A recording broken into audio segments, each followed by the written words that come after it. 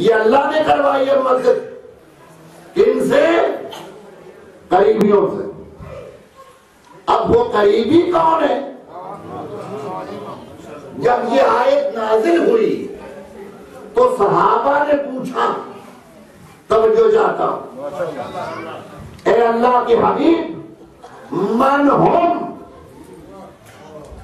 وہ قریبی کون ہے جن سے ہمیں محبت کرنی؟ تو اگر سارے قریبی ہوتے تو پوچھنے کی ضرورت ہی نہیں تھی. یہ داخل آبادی کیا دیتا، وہ بھائی رسول کا کیوں ٹائم ضائع کرتے ہو؟ ہم سے پوچھ لو رسول کے چچا کتنے ہیں، ان کی اولاد کتنی ہے، سورے کتنے ہیں، سالے کتنے ہیں. یہ کوئی چھپی ہوئی بات ہے؟ یہ تو ظاہر ہے. رسول کے رشتے دار بھائی جس کو نہیں پتا. تو اب جو صحابیوں نے یہ پوچھا کہ اللہ کے حبیب من ہم، یہ کون ہے، تو پوچھنا ہی بتا رہا ہے کہ اس سے مراد ہر رشتے دار نہیں ہے، اس سے وہ مراد ہے جسے اللہ نے قربت عطا کی ہے، اس سے وہ مراد ہوگا. باقی آپ سمجھیں کہ ہر رشتے دار نہیں. اب تاریخ کی کتابیں اٹھا کر شجرے نکال کے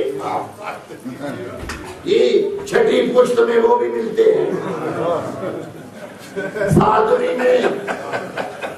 اب اس کا کوئی فائدہ نہیں. چلو میں بات ہی ختم کر دوں. ہم رسول کی قرابت کا ذکر ہی نہیں کرتے. جس نے اجر مانگا ہے پیغمبر کے رشتے دار نہ دیکھو، جس نے اجر مانگا ہے یا جس نے اجر منگوایا ہے آپ اسی کے رشتے دار دیکھ لو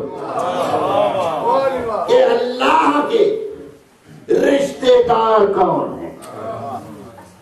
جملہ تھوڑا سا خوفناک ہے کہ بھئی اللہ کے رشتے دار، یہ کیسے ممکن؟ تو رشتے دار چونکہ عام اصطلاح میں استعمال ہوتا ہے اس لیے عجیب لگا. اگر میں اس کو یوں کہہ دوں کہ اللہ کے قرابت دار، چلے یہ بھی تھوڑا سا مشکل ہے، تو یوں کہہ دوں اللہ کے قریبی. تو پیغمبر سے اللہ کہلوا رہا ہے کہ اجر رسالت یہ ہے کہ قریبیوں سے مودت کی جائے. تو اب پیغمبر کو نہ دیکھو، یہ دیکھنا چاہیے کہ اللہ کے قریبی کون کون ہے. اور اگر رشتہ داری مشکل لگتی ہے تو قربت کو آسان کر دوں. آپ نے نماز شروع کی، 2 رکعت نماز پڑھتا ہوں صبح کی، کس لیے؟ قربتین. آپ 2 رکعت پڑھ کے اللہ کے قریبی ہو سکتے ہیں.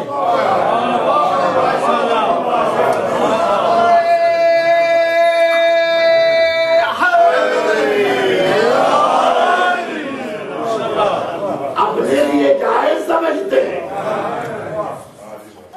اور جو ہے ہی اللہ کے قریبی.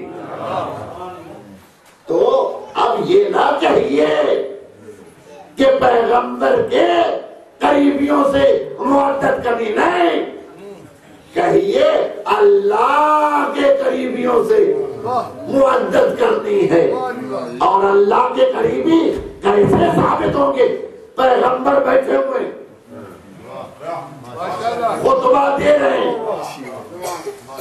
قرآن مجید کی تلاوت کر رہے ہیں، آیات الہی پڑھ رہے ہیں. وظیفہ پیغمبر کیا ہے؟ یتلو علیہم آیات ہی، کہ آیات پڑھیے، اس لیے کہ آپ رسول ہیں. اپنا وظیفہ رسالت انجام دے رہے ہیں. تاریخ میں لکھا ہے اور سب نے لکھا ہے. 2 بچے سامنے آئے جن کے کرتے لمبے تھے. یہ پتہ نہیں چھوٹی شلواروں والے کب سے آ گئے. ہمیں تو یہ ملتا ہے کہ اتنے لمبے تھے کہ پاؤں میں اٹک اٹک کر گرنے کا احتمال ہوگا. یہ آج عجیب اسلام آ گیا ہے. چھوٹے بھائی کی شلوار بڑے بھائی کا کرتا ہے. صلوات پڑھے محمد.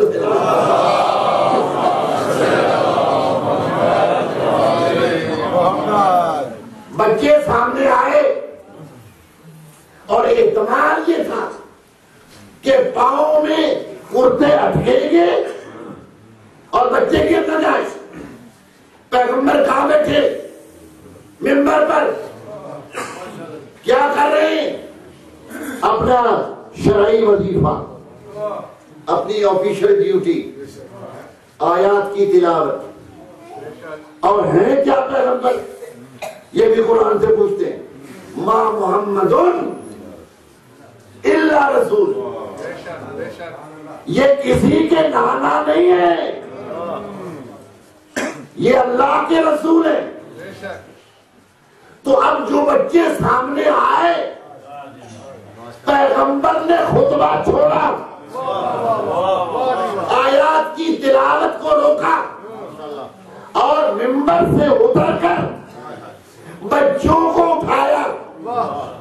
تو یہ نہ کہنا کہ نانا نے بچوں کو اٹھایا، نہیں، اس لیے کہ یہ تو اللہ کے رسول ہیں اور یہ جو کام بھی کریں گے یہ رسالت کے لحاظ سے کریں گے. تو گرنے سے پہلے بچوں کو اس لیے اٹھایا کہ یہ رسالت اٹھا رہی ہے، امامت کو بچا رہی ہے.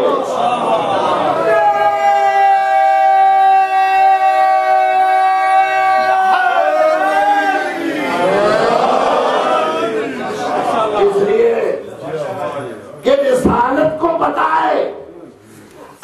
چار دیواری نہیں، یہ جو چار دیواری میں چادر ہے، جو اس کے نیچے ہیں وہ ہی اہل بیت.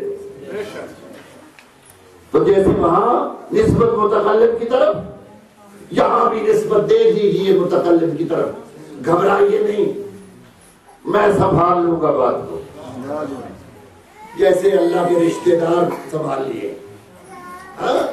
تو اہل بیت سے رجس دور ہوا.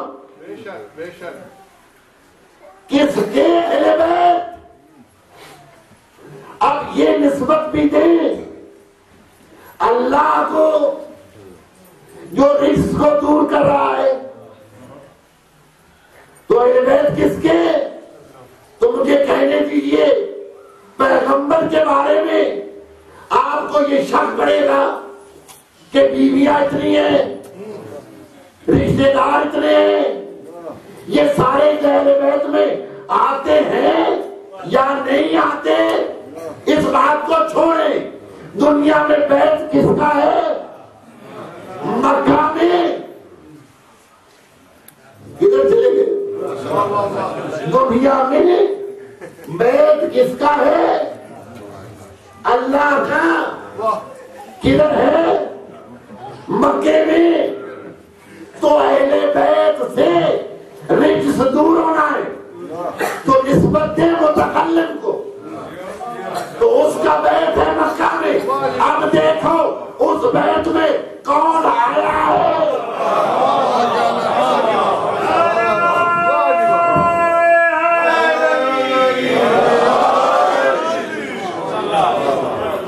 بس دوستو، جو اہل بیت میں آیا ہے یا وہ اہل بیت ہے یا اس کے رشتہ دار اہل بیت.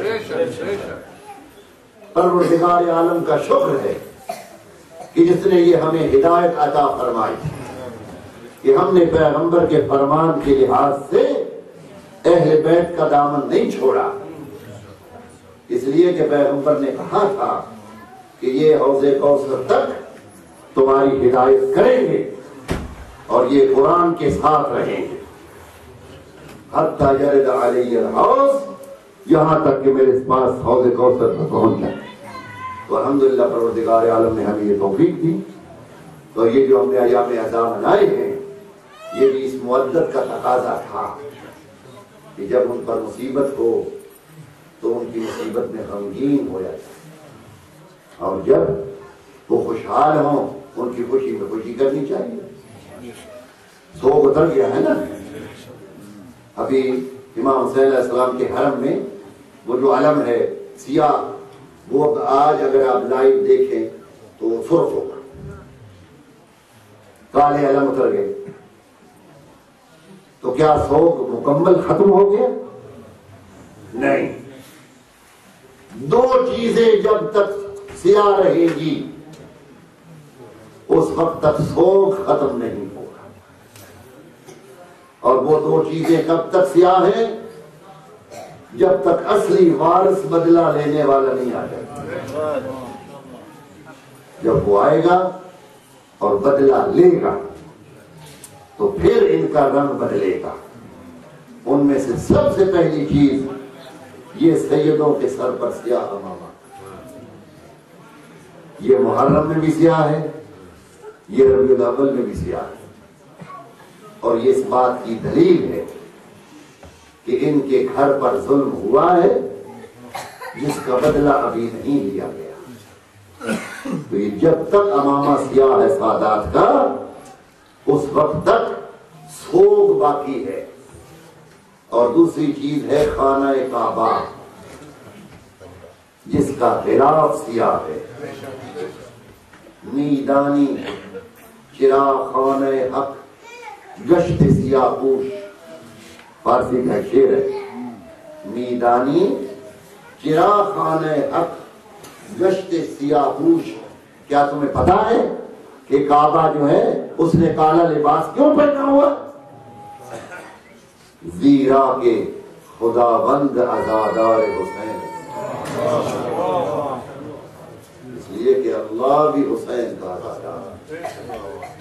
تو اصل سوگ اس وقت اترے گا جب انشاءاللہ ہمارے امام تشریف لائیں گے اور قاتلوں سے صحیح بدلہ ہوگا، تو پھر سیدوں کی یہ نشانی بھی ختم ہو جائے، پھر شیخوں کو بھی موت ہو جائے گی۔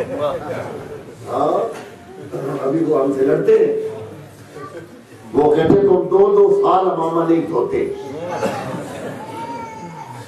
ہمارا دوسرے مہینے گندا ہو جاتا۔ تو یہ امامے کا رنگ اور کعبے کا غلاف، یہ جب تک آپ کو سیاہ نظر آ رہے ہیں اس وقت تک آپ سمجھیے کہ انتظار ہو رہا ہے۔ پروردگار ہمارے والی زمانہ کے ظہور میں تاجیل فرما، حضرت کے ساتھیوں اور جانثاروں میں ہمیں شمار فرما۔ ہمارے برادر منظور صاحب نے یہ محفل میلاد کا انعقاد کیا ہے، ماشاءاللہ بہت اچھا میلاد ہوا ہے۔ عابد صاحب نے بھی بہت اچھے قصیدے پڑھے، اور مولانا صاحب قبلہ نے بھی آج ماشاءاللہ بہت بہترین اشعار میں بھی مدح فرمائی۔ تھوڑی بہت میں بھی جو کوشش کر سکا آپ کی خدمت میں کی ہے، اگرچہ دل تو کچھ اور کرتا ہے میرا، آپ کو بھی پتا ہے کہ اصلاحی مجالس زیادہ ہونی چاہیے جن کی ہمیں ضرورت ہے۔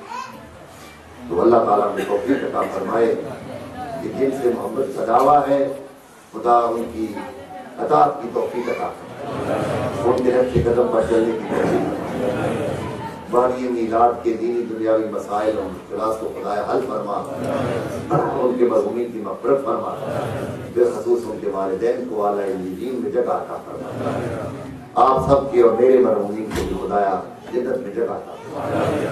اور ہمارے بڑ صاحب کے کزن بیمار ہیں ہانگ کانگ میں، اللہ تعالیٰ ان کو شفا عطا فرما۔ آپ نے بھی جن کے جو بھی مریض ہیں خدایا ان کو صحت کاملہ عطا، علماء اعلام کا سایہ ہمارے سروں پر سلامت ہے، اور حج اور زیارات کی شرف سے بار بار مشرف فرما۔ ربنا تقبل منا انک انت السمیع العلیم، ما شاء اللہ لا حول ولا قوة الا باللہ العلی العظیم۔ صلوات